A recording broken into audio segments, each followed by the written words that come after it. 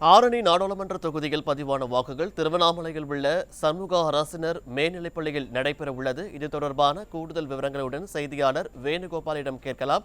வேணுகோபால், வணக்கம். தற்போது காலை 8 மணிக்கு தபால் வாக்குகள் எண்ணப்படும் நிலையில் அதற்கு படியாக 8:30 மணிக்கு இயந்திர வாக்குகள் எண்ணப்படுகின்றன. இது தொடர்பான விவரங்களை பதிவு பண்ணலாம்.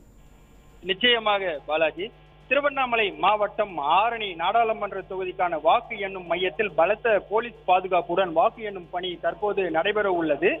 ஆரணி நாடாளுமன்ற தேர்தலுக்கான வாக்கு எண்ணும் பணி திருவண்ணாமலையில் உள்ள சண்முகா தொழிற்சாலை மற்றும் அரசினர் மேல்நிலைப் பள்ளியில் தற்போது வாக்கு எண்ணும் பணி நடைபெற உள்ளது.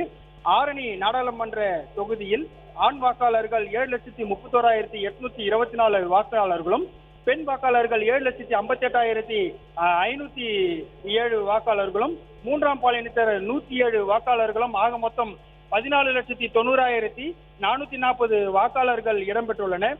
இந்த நிலையில் ஆரணி நாடாளுமன்ற தேர்தலுக்கான வாக்குப்பதிவு கடந்த ஏப்ரல் மாதம் 19ஆம் தேதி நடைபெற்றது.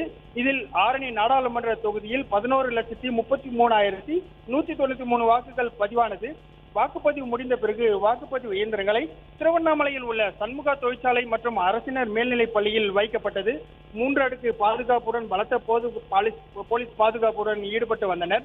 இந்த நிலையில் இன்று வாக்குப்பதிவு எண்ணும் பணி தொடங்க உள்ள நிலையில் பலத்த போலீஸ் பாதுகாப்புடன் வாக்குச்சாவடி முகவர்களை சோதனை பிறகு உள்ளே அனுப்பப்பட்டு வருகிறது.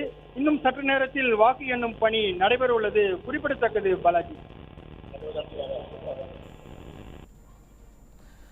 வேணுகோபால், தற்போது இந்த தேர்தலுக்கான பாதுகாப்பு ஏற்பாடுகள் எந்த அளவுக்கு இருக்கிறது? முகவர்கள்லாம் உள்ள அனுமதிக்கப்பட்டார்களா? அது குறித்து சொல்லுங்க. தற்போது பாதுகாப்பு பணி 3 அடுக்கு பாதுகாப்பு பணி ஏற்பாடு செய்யப்பட்டுள்ளது. முகவர்கள் சோதனை செய்த பிறகு உள்ளே அனுப்பப்பட்டு வருகிறது. பாலாஜி, விவரங்களை வழங்கியதற்கு நன்றி வேணுகோபால்.